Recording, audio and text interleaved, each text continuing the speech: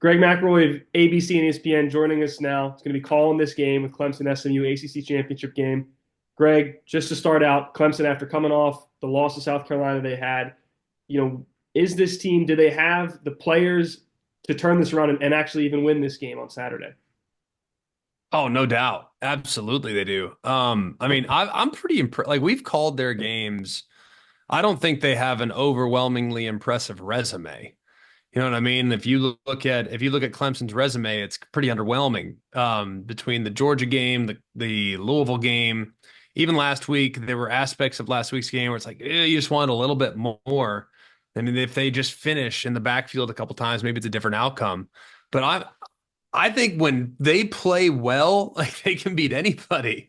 The problem is there have been like two or three games where they just didn't play very well. That just guess what? So they're just like everybody else. The only problem is with them is that their worst performances have happened to come against the best teams. And I'm not sure why that is because Clemson forever, I mean, gosh, I've been covering them now 11 years. Like they always seem to rise to the occasion. You know what I mean?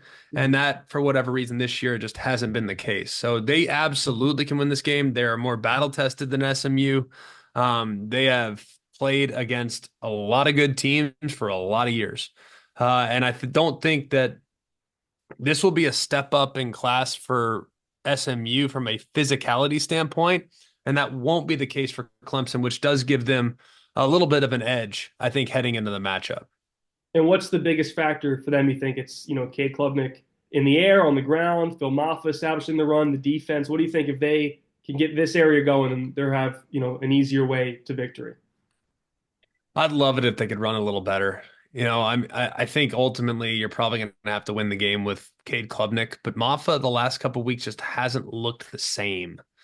And he got to the edge a time or two, I feel like against South Carolina. We know that's good defense, right? I mean, it's so give them their flowers for sure because South Carolina's excellent. Have a ton of respect for what they do on defense, but they had a couple plays down the field and their receivers made some ridiculous plays, and they're going to have to win some one-on-ones. And if you look statistically, SMU's been one of the best teams in the country against the run. I mean, they're giving up under 100 yards a game. I mean, they're top five defense against the run. But I would love for them just to the 230-pound back is different, and I'm not sure that SMU has experienced a guy that can get downhill the way Maffa can.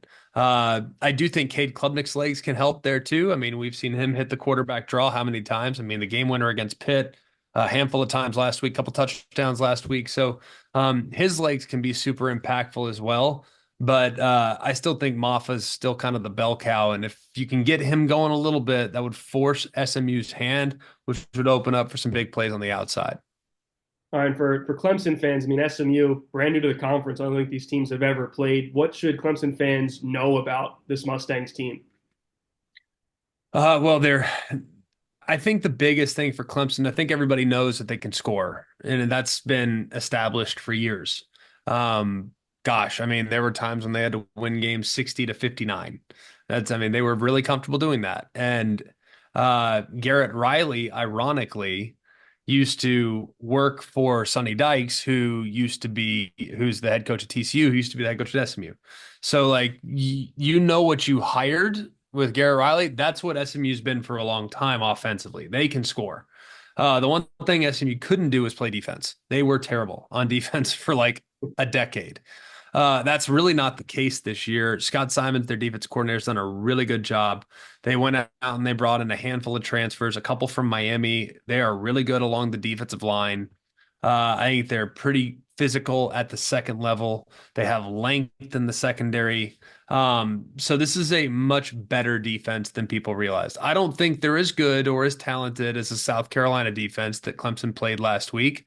Um, but I do think that they're much better than most people anticipate. I think most people look at them and they think, okay, we can pound it on them. They don't have a lot of huge guys. They're not 330 pounds across the front. They don't roll 10, 12 deep along the defensive line. I think most people look at them and think, all right, we can pound it. And then they play them and they're like, okay, we can't pound it anymore. So I think that'll be a game of cat and mouse and will be interesting. But I think it's going to be a heck of a matchup. I think Clemson fans will come away from this game being like having a lot of respect for SMU in victory or defeat, regardless of what the outcome is. I think Clemson fans will be like, all right, I get why we added them to the ACC. I think that'll be a takeaway that their fans will have. They're going to earn their respect. I like that. Coach Dabo Swinney, he's been pretty lighthearted this week. I think kind of knowing he's gotten, a backdoor opportunity to make a run. And he sort of joked that everyone would hate that if they went on and made a run in this playoff. I know it's one game at a time, but do they have, the specs to make it through this, shake up the whole playoff and make a run deeper than just this game?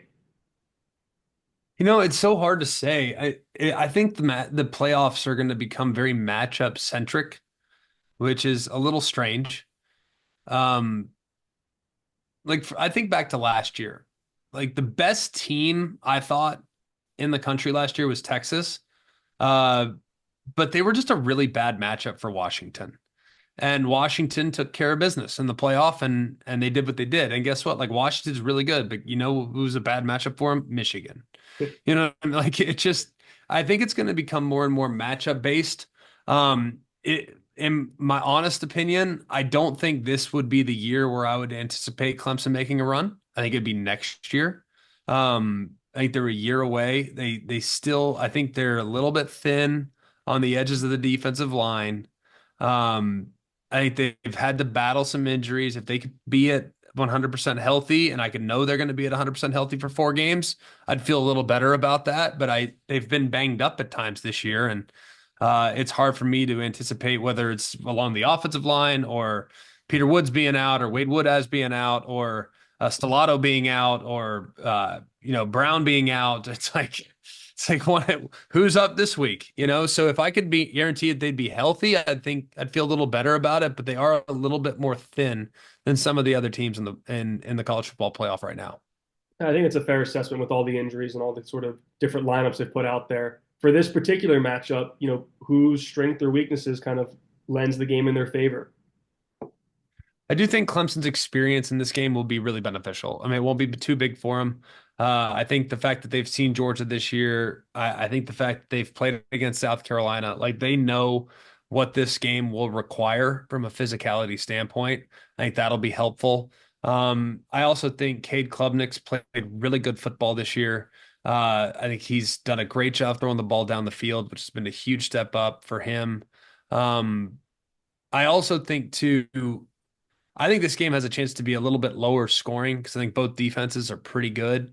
The big question I have, though, is can Clemson really dominate the line of scrimmage with their defensive line against SMU's offensive line? SMU knows they can't just power Peter Woods off the ball. That's not going to happen. But I think they can get by with some smoke and mirrors and get by with some pullers and some adjustments and some misdirections and stuff like that. So Clemson's going to have to be super disciplined in the game as well. And I think SMU is going to have to create some eye violations because if they just try to go mano-a-mano, they probably can't win that battle. And they probably know that. You know what I mean? Like, they probably know that.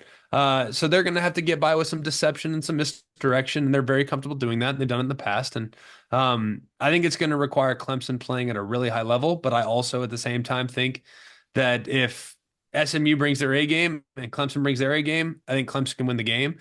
I think if SMU brings their B game, Clemson brings their A game, Clemson wins the game. And if SMU brings their A game, Clemson brings their B game, SMU wins the game. It's going to require really good execution and I think playing at a really high level. Makes sense. All right, Greg, last question for you. So we cover Clemson, but we're based here in Columbia. There's a lot of disgruntled South Carolina fans and coaches here, and I'll keep it pointed to this game. Does the committee's basically decision that this ACC championship game will have no impact on those teams that were on the bubble? Does that make sense to you? Is that logical, reasonable thinking, or is that a little misguided? Like, what do you think about that? No, I think it's a fair question for sure, and I can understand very much from South Carolina's perspective the frustration that would be felt in the event in which Clemson makes the playoff. And that'd be super frustrating. If I were South Carolina, I beat them last week. I get it. I totally get it. What I would also say is that it is, I think it's a slippery slope if we start penalizing teams. So for instance, if SMU were to lose I think it's a really slippery slope. If SMU, if they didn't play in this game, they'd be in, right? If they said, we're not playing, we're good, they'd be in the playoff. According to the committee, they're locked. They're not playing, they're locked. Well, okay, well, we're not playing then. Well, hang on, no, no, no, you have to. Okay, well, so they do, they lose, now they get knocked out when the teams that they're being measured against are not participating this weekend. I think that's a slippery slope, and we don't want to ever de-incentivize playing in the conference championship game. We don't want that to be a thing. So I think if Clemson wins, I think SMU will probably still be in the field. I don't know that for sure, but I think they probably will be. Um, and if SMU wins, then Alabama will be in the field based on what the committee told us last week. And as far as South Carolina being frustrated about not being in, I get it. It's unfortunate for them that two of their losses happen to come against the two teams they're being measured against. And when all else is equal, and you can say, well, they're peaking at the right time. Oh, it's a different team then. I get all that. But the committee, they're going to use points that are most easily justifiable. And something that's really easily justifiable is when all things are equal. Some teams, oh, this team's better. Oh, this efficiency better. Oh, the strength schedule is better. Oh, this best wins better. All that's fine. But I think the easiest thing for people to digest is head to head. And Alabama and Ole Miss beat South Carolina, which is why I think they're number 3 out of 3 in the 3 teams from the SEC being measured. No, it makes sense. And even if you're saying if South Carolina were to be measured ahead of them, SMU shouldn't theoretically then be punished for making and losing this game. It all factors in. There's just a lot of disgruntled people in this end of town, but Welcome to college football. Everybody's disgruntled. So there'll only be one happy fan base at the end of this whole thing. And that's the team that's ranked number 1. That's a very good point. Greg McElroy, hey, I appreciate you taking the time to speak with us. Best of luck. Enjoy the game tomorrow. We look forward to watching it and hearing you call the game. All right. Thank you, man. Appreciate it. Have a great day. Thank you. You too.